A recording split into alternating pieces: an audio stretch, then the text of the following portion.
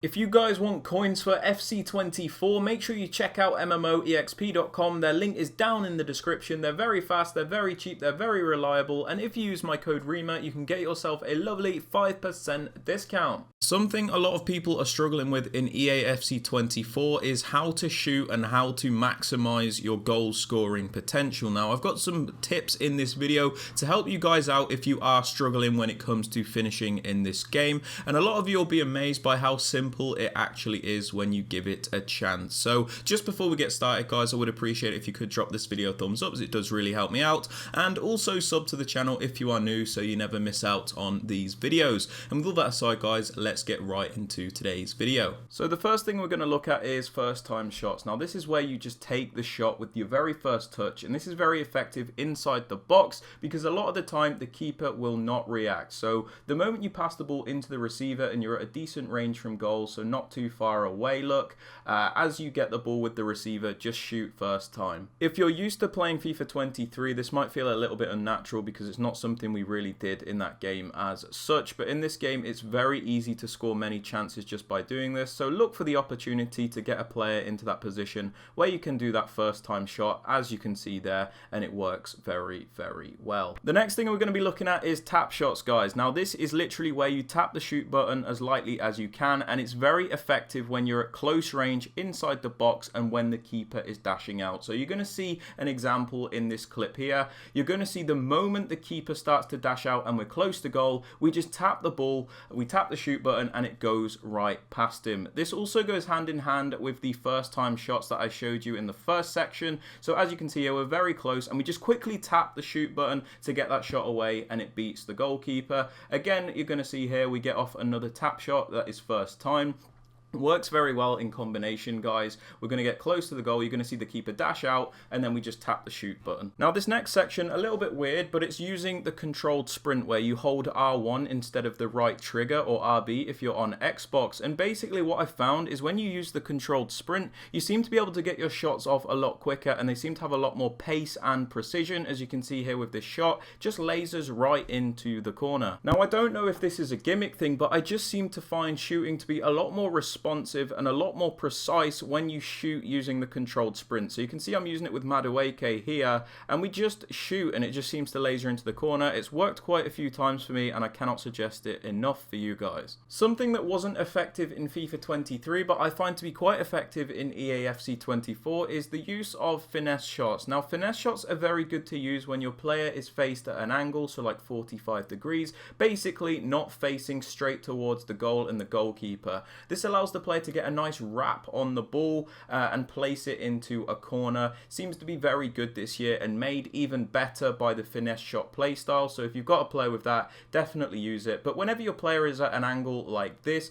just literally use the finesse shot and it should just place the ball into the goal. Very, very effective to use, and I cannot suggest the finesse shot enough for those of you that are struggling in this game. Now this next section, bit of a weird one, but I still think it's very important, and it's regarding volleys. So if you ever find yourself in a situation in the penalty box or just outside the penalty box where the ball sits up nicely for a volley, as you'll see here, just hit it and it seems to be very, very effective. You seem to get a lot of power on the shots in this game and it just works very well. So don't be scared to just hit that volley and hope for the best, because it is actually quite effective, guys. Even in this game, I don't see people using power shots a lot. Now to do a power shot, you hold L1, R1 and circle on the PlayStation, or LB, RB and B on the Xbox. Now the thing with power shots is they're completely manual, so they do take a lot of time to get used to, as you have to aim them, you have to charge them up. It does take a while, but the thing that's great about power shots is when you're in a situation where there is no pressure from the defender, you can just do this power shot and it will absolutely laser the ball into the goal. It's very important to do this when there is not a lot of pressure on you from a defender, otherwise there is a chance that you will get tackled and not get the shot away. So power shots are great when you have the time and space to do it, and if you're struggling a bit, I do suggest just practicing in the practice arena to get a hold of them. because when you use them, they are a very effective way of scoring goals. You can see here we've got a lot of space, so we just line up a power shot and it lasers into the goal. Honestly, a very underrated way to score, and a lot of people still don't use this, which is very surprising to me, as power shots can be the most satisfying way to score and actually very effective too. So don't sleep on the power shots, get used to them and score more goals as a result.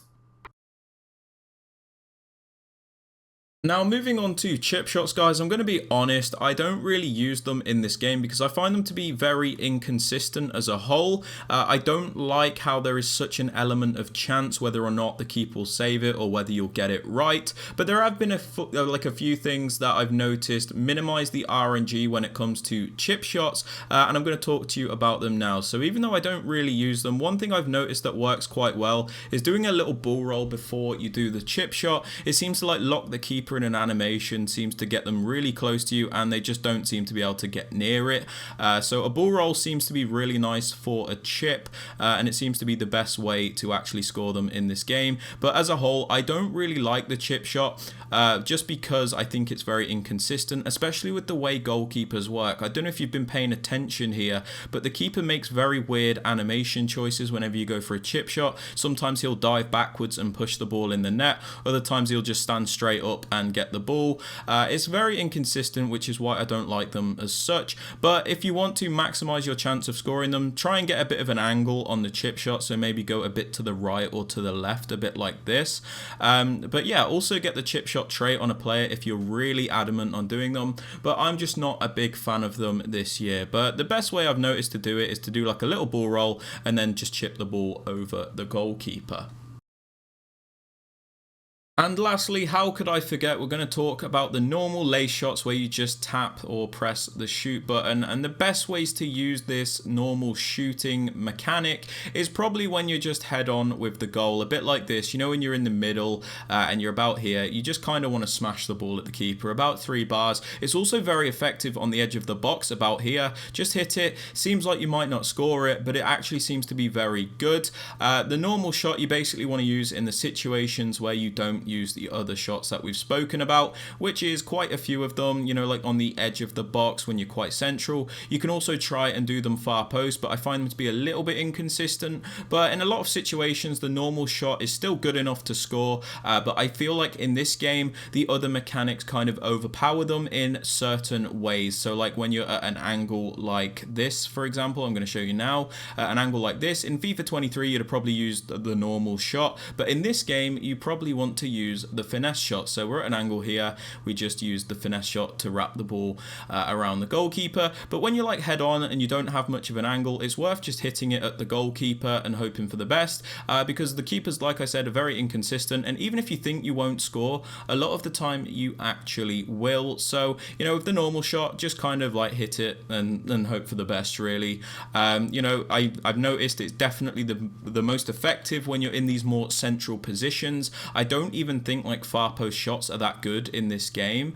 They're okay, but a lot of the time the keeper will make an extravagant save. But yeah, you know, you can basically use the normal shot in pretty much any situation, but there are times like this where I think a finesse shot will do you better. But yeah, guys, that is basically it for the video. If you have enjoyed or found this useful, please be sure to drop this a thumbs up. Subscribe to the channel if you are new so you never miss out on any videos like this one, and don't forget to turn on notifications so you are notified when a video is posted. And with all that aside, guys, I hope you have a fantastic rest of your day, and I'll catch you all in the next video. Peace out, guys.